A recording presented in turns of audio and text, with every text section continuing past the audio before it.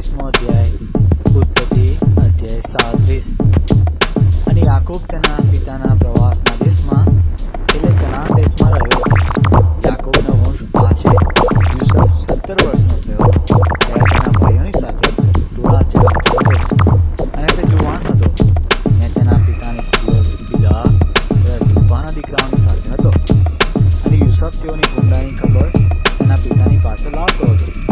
હવે ઇસ્રાએલ તેના સર્વ દીકરાઓ કરતા યુસુફ પર વિશેષ પ્રીતિ કરતો હતો, કેમ કે તે તેના ઉપરનો દીકરો હતો અને તેણે તેને સારો એક ગર્ભો સિવાડ્યો હતો। અને તેના ભાઈઓએ જોયું કે તેઓનો પિતા તેના સર્વ ભાઈઓ કરતા તેના પર વિશેષ પ્રીતિ કરે છે અને તેઓ તેને દ્વેષ કરતા તેની સાથે મીઠાશથી વાત કરતા નહોતા। અને યુસુફને સ્વપ્ન આવ્યું ને તેણે તેના ભાઈઓને તે કહી સંભળાવ્યું અને તેઓ તેના પર મોટો દ્વેષ કરતા હતા।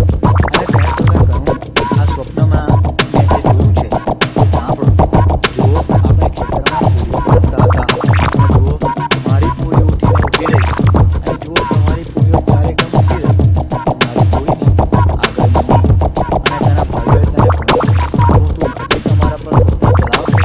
શું તું ખટીક અમારો માલિક થશે? અને તેઓ તેના સ્વપ્નના લીધે અને તેની વાતના લીધે તેના પર દ્વેષ કરતા હતા।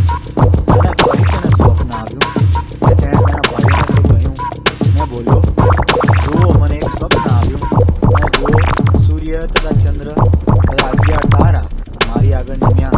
અને તેણે તેના પિતાને તથા તેના ભાઈઓને તે કહી સંભળાવ્યું અને તેના પિતાએ તેને ધમકાવ્યું અને તેણે કહ્યું, જે સ્વપ્ન તને આવ્યું છે તે શું છે? તારી આગળ જમીન સુધી નમવાને હું તથા તારી માં તથા તારા ભાઈઓ શું ખરેખર જ આવીશું? અને તેના ભાઈઓએ તેના પર અદેખાઈ કરી, પણ તેના પિતાએ તે વાત મનમાં રાખી। અને તેના ભાઈઓ તેના પિતાના ઘોડા ચરાવવાને શકેમમાં ગયા।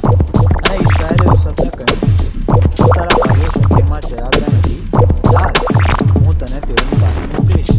અને તેણે તેને કહ્યું, હું આ રહ્યો। અને તેણે તેઓને કહ્યું કે જા ને મારા ભાઈઓ તથા ટોળા સારા છે કે નહીં તે જો અને મારી પાસે ખબર લઈ આવ। અને તેણે તેને હેબ્રોનમાં મેદાનમાં મોકલી દીધો અને તે શકેમમાં આવ્યો। અને જો યુસુફ મેદાનમાં ફરતો હતો તેમાં એક માણસ તેને મળ્યો અને તેણે તેને પૂછ્યું, તું શું શોધે છે?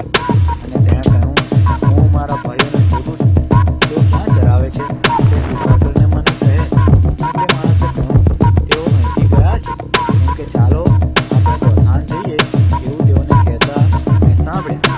અને યુસુફ તેના ભાઈઓની પાછળ ગયો ને દોથાનમાં તેઓને તેને મળ્યા। અને તેઓએ તેને દૂરથી જોયો ત્યારે તેઓની પાસે તેને આવી પહોંચ્યા અગાઉ તેને મારી નાખવાને તેઓએ મસલત કરી। અને તેઓએ એકબીજાને કહ્યું કે જુઓ, પેલો સ્વપ્નપતિ આવે છે અને હવે ચાલો આપણે તેને મારી નાખીએ ને કોઈ એક ખાડામાં તેને નાખી દઈએ ને આપણે કહીશું કે કોઈ એક રાણી પશુ તેને ખાઈ ગયું છે અને તેના સ્વપ્નનું શું થશે તે જોઈશું। અને રૂબેને તે સાંભળ્યું ને તેણે તેઓના હાથમાંથી તેને છોડાવ્યો અને તેણે કહ્યું, આપણે તેનો જીવ ન લેવો। તેઓના હાથમાંથી તેને છોડાવીને તેના પિતાને સોંપવા સારું રૂબેને તેઓને કહ્યું, તેનું રક્ત ન વેવડાવો, પણ રાનમાં જે ખાડો છે તેમાં તેને નાખી દો ને તેના પર હાથ ન નાખો। અને એમ થયું કે યુસુફ તેના ભાઈઓની પાસે આવ્યો ત્યારે યુસુફનો જબ્બો એટલે જે રંગીત જબ્બો તેના અંગ પર હતો તે તેઓએ ઉતારી લીધો અને તેઓએ તેને પકડ્યો ને તેને ખાડામાં નાખી દીધો। તે ખાડો ખાલી હતો અને તેમાં પાણી નહોતું। અને તેઓ રોટલી ખાવા બેઠા અને તેઓએ આંખો ઊંચી કરીને જોયું તો જુઓ, ઇશ્માએલીઓનો એક સંઘ ગિલિયાદથી આવતો હતો અને સુગંધીઓ તથા લોબાન તથા બોળથી લાદેલા તેઓના ઊંટ મિસ્ર દેશમાં તેઓ લઈ જતા હતા। અને યહૂદાએ પોતાના ભાઈઓને કહ્યું, જુઓ, આપણા ભાઈને મારી નાખીને ને તેનું રક્ત સંતાડીએ તો આપણને શો લાભ? ચાલો ઇશ્માએલીઓને તેને વેચી દઈએ ને આપણો હાથ તેની વિરુદ્ધ ન થાય, કેમ કે તે આપણો ભાઈ તથા આપણું લોહી છે। અને તેના ભાઈઓએ તેનું સાંભળ્યું। અને મિદ્યાની વેપારીઓ તેઓની પાસે થઈને જતા હતા અને તેઓએ યુસુફને ખાડામાંથી ખેંચી કાઢ્યો અને તેઓએ 20 રૂપિયે યુસુફને ઇશ્માએલીઓને વેચી દીધો અને તેઓ યુસુફને મિસ્રમાં લઈ ગયા। અને રૂબેન ખાડાની પાસે પાછો આવ્યો અને જુઓ, યુસુફ તો ખાડામાં નહોતો અને તેણે પોતાના કપડાં ફાડ્યા। અને તેણે તેના ભાઈઓની પાસે પાછા આવીને કહ્યું, છોકરો તો નથી અને હું ક્યાં જાઉં? અને તેઓએ યુસુફનો જબ્બો લીધો ને એક બકરું કાપીને તેના રથમાં તે જબ્બો બોળ્યો અને તેઓએ તે રંગીત જબ્બો તેમના પિતાની પાસે મોકલાવીને કહ્યું, આ અમને જડ્યો છે, એ તારા દીકરાનો જબ્બો છે કે નહીં એ તું ઓળખી લેજે. અને તેણે તે ઓળખ્યો અને કહ્યું, તે મારા દીકરાનો જબ્બો છે, કોઈ રાની પશુએ તેને ફાડી ખાધો છે. નિશ્ચય યુસુફ ફાડી નંખાયો છે. અને યાકૂબે તેના વસ્ત્ર ફાડ્યા ને તેની કમરે કાચ બાંધ્યો ને તેના દીકરાને સારું ઘણા દિવસ સુધી શોક કર્યો. અને તેના સર્વ દીકરા અને તેની સર્વ દીકરીઓ તેને દિલાસો દેવાને ઉઠ્યા, પણ તેણે દિલાસો પામવાને ના પાડી. અને તેણે કહ્યું કે હું શોક કરતો કરતો શેઓલમાં મારા દીકરાની પાસે જઈશ. અને તેનો પિતા તેને સારું વળ્યો.